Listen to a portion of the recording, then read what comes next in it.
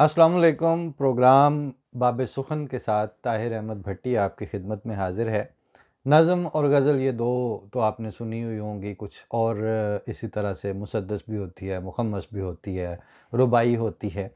एक नाम उर्दू शायरी में कम सुना जाता है, वो है हाइको।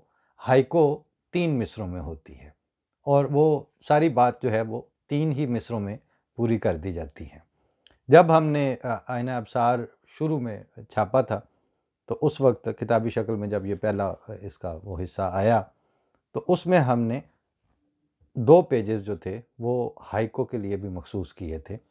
और उसमें हमने मोहम्मद अमीन की किताब है पूरी, जिसमें उन्होंने हाइको लिखी हैं और हाइको ही पे मुश्तमिल है उनका वो कलाम।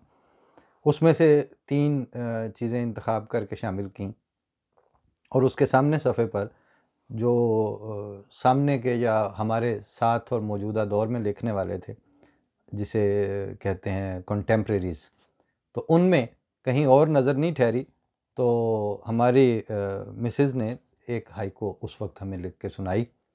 मैंने पढ़ी तो मैंने कहा अच्छा भाई ये तो कमाल है, और ख़ैर वो शामिल की। और एक ज़ाहिर है उन्होंने कोई ज़्यादा नहीं लिखा। पिछले हमारे साथ रफ़ाकत के 20 साल में उनकी 1-2 हाइकोस और 2-3 शेर हैं, तो उनमें से फिर हमने सामने के सफ़े पर रिफ़त जबीं के नाम से, उनके नाम से छाप दिया। वो बाद में किताब चूँकि वो अहमद फराज साहब की भी नज़र से गुज़री, उनको भी पेश की गई थी, तो जब उन्होंने पूछा कि ये ताज़ा जो लिखा है, तो मैंने कहा ये मेरी बेगम है। तो कहते हैं तुमने तो अपनी बेगम का कलाम भी मेरिट पे ही शामिल किया है, यानी इसमें कोई झोल नज़र नहीं आया। तो मैंने कहा जी इस दाद का शुक्रिया। कुछ अरसे बाद खैर उनकी वफ़ात हो गई, कोई मतलब है, वरना मैं ये बात जो उन्होंने कही थी वो तहरीरी तौर पर ले लेता तो शायद मेरे लिए तो क्या, लेकिन मेरी बेगम के लिए अच्छी सनद बन जाती।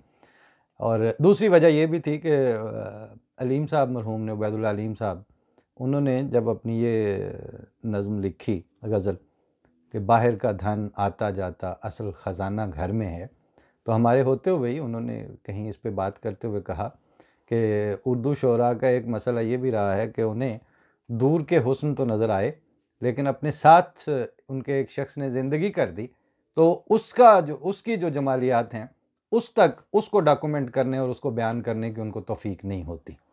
तो इसलिए कहते हैं कि मैंने ये लिखी। और उनकी ये नज़म वो इंडिया में जब वो गए हुए थे मुशायरे में किसी में, तो कहते हैं कि वहाँ औरतों ने एक नाश्ते पे उनकी दावत रखी और उसकी वजह ये गज़ल थी, और उन्होंने कहा कि यही गज़ल हमने आपसे सुननी है ख़ास तौर पर, और उसमें ख़वातीन थीं सिर्फ़।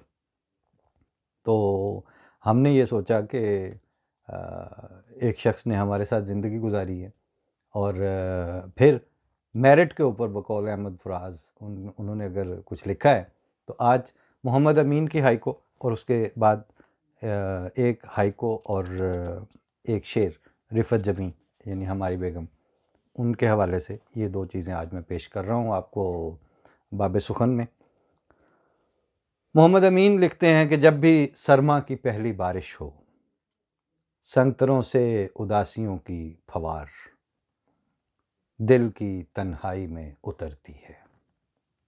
जब भी सरमा की पहली बारिश हो, संगतरों से उदासियों की फवार दिल की तन्हाई में उतरती है। 3 मिसरों में बात पूरी हो गई।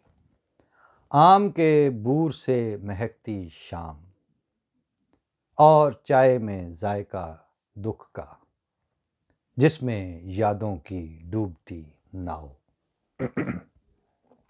आम के बूर से महकती शाम और चाय में जायका दुख का, जिसमें यादों की डूबती नाव।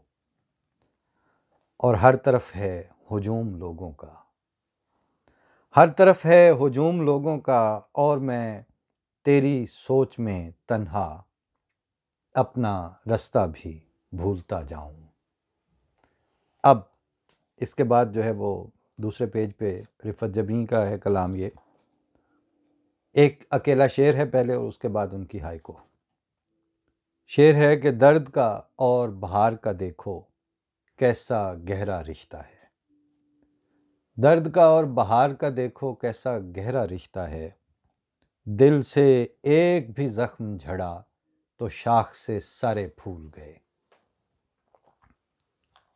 ہائیکو ہے 3 لائنوں کی کہ ہم ادھورے رویوں کے محتاج لوگ،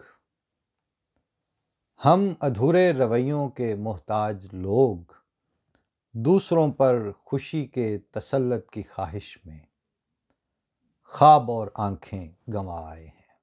ہم ادھورے رویوں کے محتاج لوگ، دوسروں پر خوشی کے تسلط کی خواہش میں خواب اور آنکھیں گنوا آئے ہیں۔